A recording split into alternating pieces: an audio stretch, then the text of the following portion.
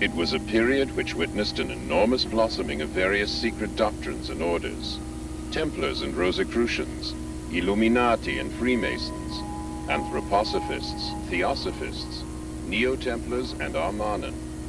Some of them seemed suddenly to have woken up after a centuries-long sleep. What had disturbed their slumber was this: the impending arrival of the prophesied New Age, the changeover from the age of Pisces to the Aquarian Age. Every one of these groups felt themselves called upon to make their mark on the approaching era, the year 1917. 4 men and a woman met here in the Viennese cafe Schopenhauer.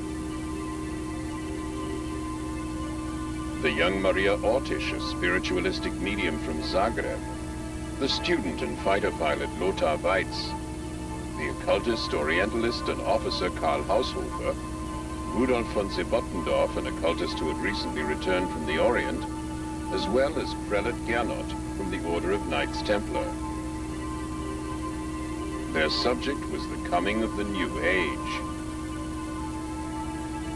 They spoke of secret revelations, the Spear of Destiny, the magical violet black stone.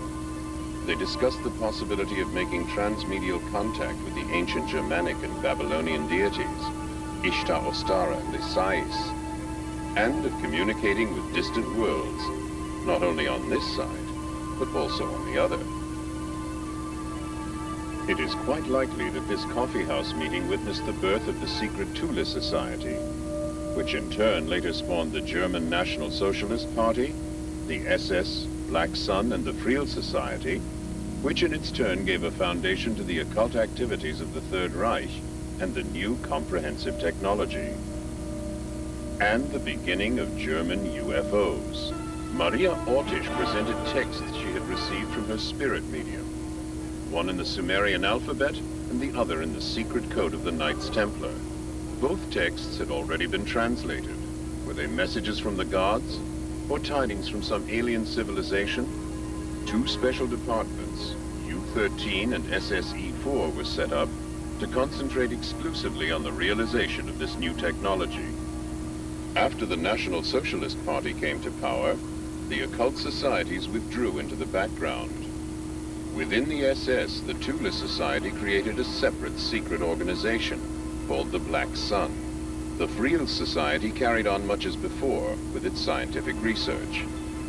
According to reports, the Friel Society had by the middle of 1934 created its first experimental circular aircraft to be propelled with the anti-gravitational effect, the RFC-1.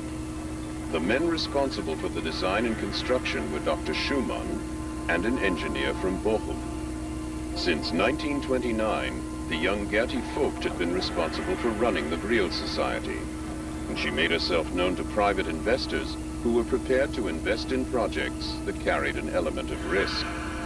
In the meantime, the members had become convinced that the mediumistic messages originated not from gods, but in fact from a highly developed alien civilization within the Aldebaran solar system. The main star in the constellation of Taurus is Aldebaran. Could it be that the Sumerians, whose language remains a mystery to this day, were Aldebaranians?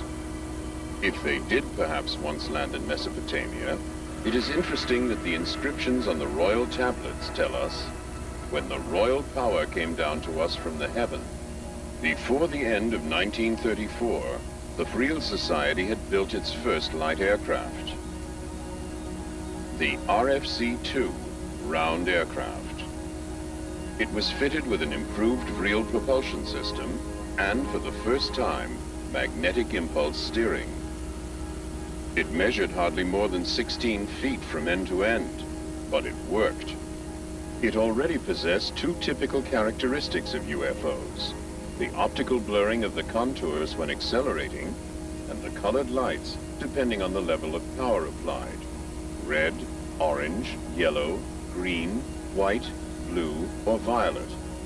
Despite its advanced flying capabilities, the RFC-2 remained virtually unnoticed by the political leadership of the time.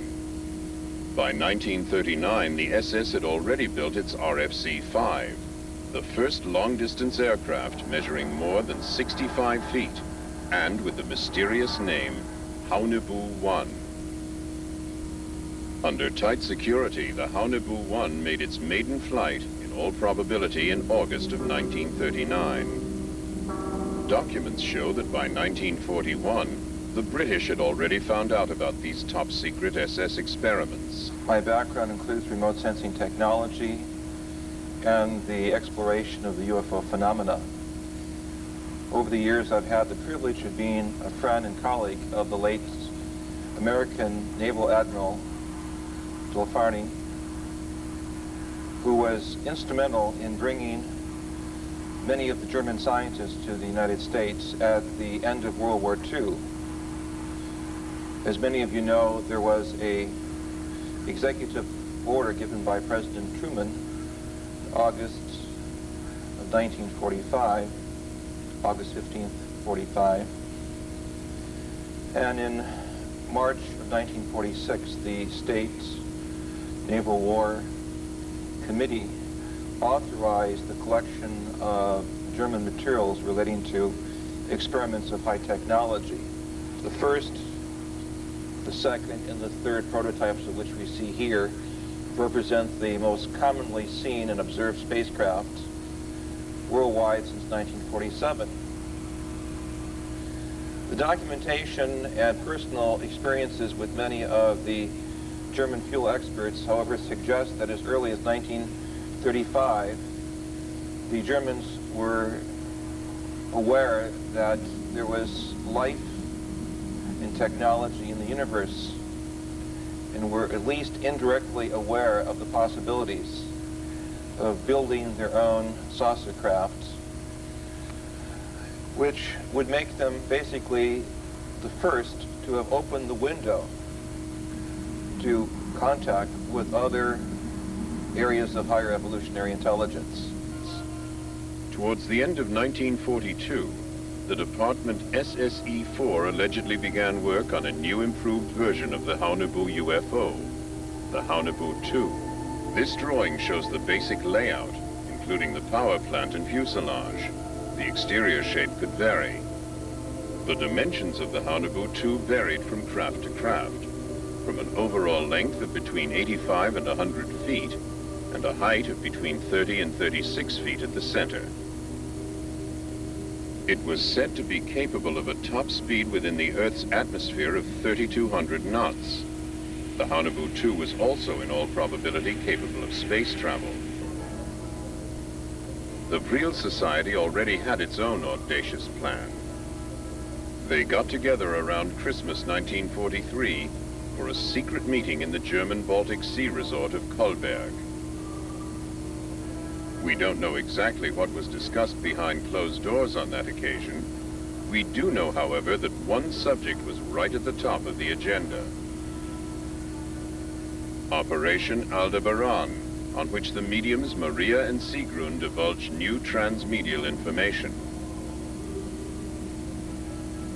Fragmentary though these transmedial messages are, they nevertheless enable us to form an amazingly clear picture of their meanings. Even maps and landscapes of distant planets have been received by medial communication. The Aldebaran solar system is 68 light-years away from the planet Earth. The magical medial telepathic agencies of the Thule and Vril societies have this to report about it.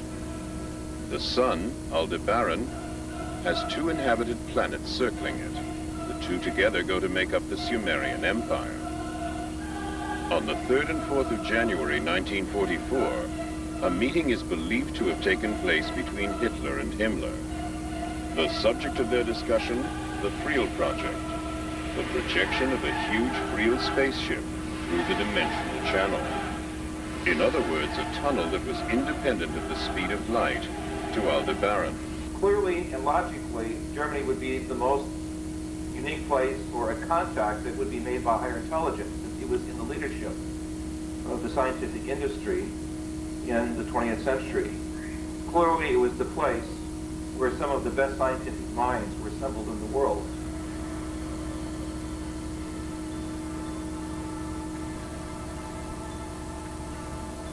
Can we really disregard the possibility that there was an alien influence or contact at work at that time?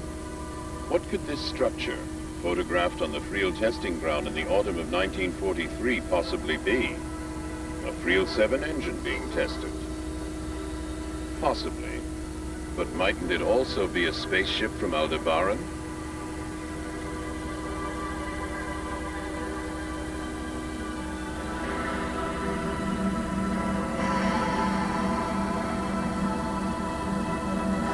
Now, we know that in the early parts of the war, there were certain factions of the Allied forces that did not believe he had a secret weapon.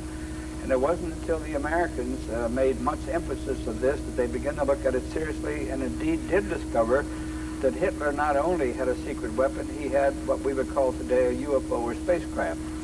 He had one already off of the drawing board and flying, and it was capable of 1,200 miles an hour, vertical takeoff, 90-degree changes, and much like a helicopter, and of course was far superior to anything the Allied powers had at that time. Secondly, they knew that he had another craft about to be up and going. It was capable of doing 2,500 miles an hour, which was double the... Throughout the world, in the ancient manuscripts of lost civilizations, we are confronted over and over again with tales of space-traveling gods who visited our planet to prepare mankind for a new age of knowledge and wisdom that would come about as a consequence of the next evolutionary step. The occult secret societies of the Third Reich knew of these traditions and sought ways to make contact with these space-traveling gods who had first arrived in Babylon all those centuries ago.